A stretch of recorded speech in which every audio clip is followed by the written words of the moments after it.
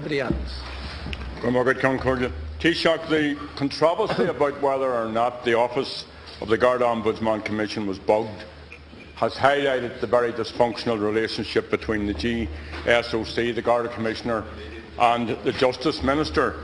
And I think that your government's reaction to this shows that you have not fully embraced the need for independent oversight of state agencies or institutions, despite the fact that recent history has shown that it's the absence of such oversight that's been at the root of many of the scandals which have emerged recently. Now, as we all know, the Gsoc is an independent body committed to upholding the integrity of Garda Síochána, like all of us here in the Oireachtas. It's charged with oversight of Garda Síochána, though not of the Garda Commissioner. And your insistence that the Ombudsman's Commission was obliged or compelled to report to the Minister, and your repeated misquoting of the Garda Síochána Act 2005, even after I corrected you here in this chamber, has undermined the Gsoc. Now, that may not have been your intention, and I accept we all make little slips, though it may have been the intention of those who leaked the story in the first place. So my point is that the government's reaction has undermined the independence and integrity of the Gsoc, when in fact you should be upholding its integrity and independence. So will you now take the opportunity to correct the Dáil record by reading into that record Section 80, Clauses 5 of the Garda Síochána Act, which makes it clear that the Ombudsman Commission is not obliged to report to the Minister. In fact, it says that he may make any other report that it considers appropriate, so that the Garda Ombudsman Commission was entirely within their rights not to report to the Minister at the time. Thanks, Gerry Adams. You quoted Section 80, subsection 5 yesterday.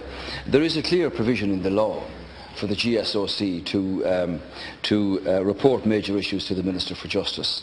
The Gsoc themselves had knowledge that they should have availed of this provision and reported the matter to the Minister. The Gsoc discussed that. They decided not to. They regretted that decision and said so to the Minister. I think the priority has to be to rebuild the sense of trust and integrity of both these organisations. Now, I was at pains yesterday to point out that it is of the utmost importance that the independence and the integrity of the Gsoc be maintained. And that provision that is in the law was regretted by the Gsoc that they hadn't actually used it to bring the information about this matter to the Minister for Justice. So any excessive meaning attributed to my words is regretted. I have no intention whatsoever in anybody in here to in any way undermine the Gsoc. And they themselves were very straightforward and were very clear in their view that they regretted the decision not to inform the Minister under the provision that is in the law. Well, you see, here's the difficulty, Taoiseach. This independent body was sent for by the Minister. You, in your first public utterance, said that they should have reported this to the Minister, that they were compelled to do so. There's nothing within the law. There's no provision. And if there is, then tell us what it is that insists that the Garda Commission, or the Ombudsman's Commission, has to come and report to the Minister. Whether that's the right thing or not is an entirely different matter. The fact is, there is an independence here which has been undermined. And, you know, as one of the people who, and I'm not trying to compare like with like because it isn't like with like, but as one of the people who helped to negotiate a new policing dispensation in the North, and we support the PSNI, the vast majority of people in the 6 counties, but it has built into it independent, a police authority, an ombudsman who has ability to look at all aspects of the policing operation and so on and so forth. That's what the Garda needs, and it would be good for the policing service if that was the case. Because if you look at this bugging controversy, the penalty point scandal, the whistleblowers debacle, and even recently the Garda role in the case involving the Romanian children, what did the Minister do? He referred that to the Children's Ombudsman. You know, these cases were the very reason why the Gsoc was established. But on each occasion, the Minister sidelined the Ombudsman and went somewhere else. And the Gsoc, unlike the North, doesn't have unfettered access to Garda computer system. It especially has no oversight over the Garda Commissioner. And then yesterday you said you told the Dáil also, and I'm disappointed you didn't correct the record in terms of Garda Síochána Act 05, but yesterday you, and I quote, you said that the Gsoc concluded that there was no definitive evidence of unauthorised surveillance, which begs another question, either technical or electronic of its officers.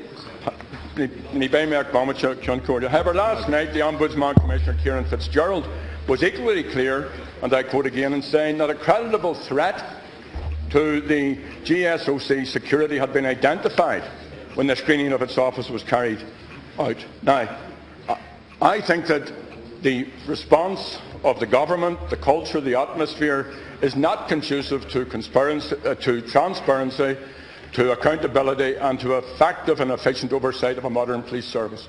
On the contrary, it leads to conspiracy theories and smoke and all sorts of nonsense. So can I make the case again, one, that you should correct the record, and two, that you should reconsider your refusal to have a fully independent inquiry. I think there's plenty of scope to clear all of this up and let us all go ahead. Gsoc. Thanks, Gerry Adams. I reject your assertion that intended in any way or implied in any way to undermine the independence of the Gsoc. On the contrary, I was very clear about maintaining its independence and its integrity and the balance between its responsibility in terms of oversight of the Gardaí, that be maintained. The provision is in the law for the Gsoc, and that they may report to the Minister for Justice. Yes, and the Gsoc themselves considered that. They decided not to inform the Minister for Justice, and they have regretted that decision. I think we can put that behind us now. Secondly, let me say to you, thank you, Timmy. The Gsoc are appearing before the committee this afternoon, and I'm quite sure that the issues that require clarification will be dealt with by the commissioners when they attend there.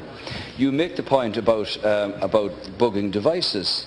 The Gsoc made it clear that there was no specific concern that led to the security sweep. The Gsoc concluded that there was no definitive evidence of unauthorised technical or electrical surveillance of their offices that had been found. This was confirmed last night by the Gsoc Commissioner on the primetime programme last night, who also said that he had no issue with what the Minister had said.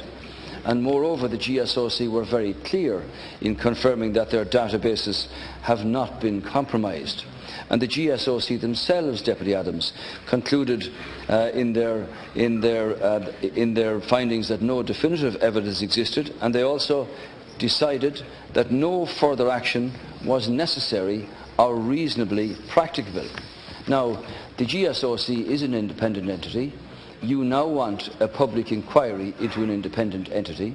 They have every capacity to carry out, and did carry out, their own investigations, and this was their findings. Thank you. They are an independent body, and I do hope that today, when they go before the committee set up by the government upon taking office, that they will be able to provide the clarifications or the answers to any questions that deputies from all sides of the House may wish to ask. And I hope that we can move on with maintaining the balance of integrity and credibility that the Gsoc have in respect of the job and the responsibilities allocated to them in respect of oversight of the Garda Síochána. Thank you.